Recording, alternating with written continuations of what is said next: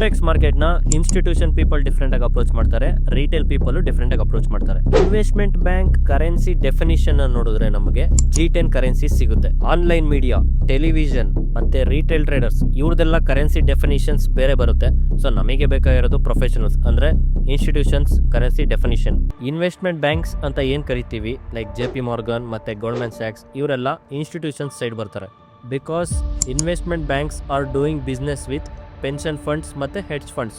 So investment banks definitions are very very important.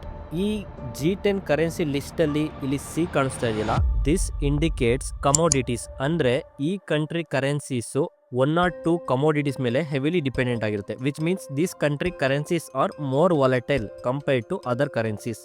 Professional side ಇನ್ನ further ನೋಡೋದಾದ್ರೆ ನಮಗೆ emerging currencies ಅಲ್ಲಿ Asian list separate ಬರುತ್ತೆ, ಮತ್ತೆ GCC ಮತ್ತೆ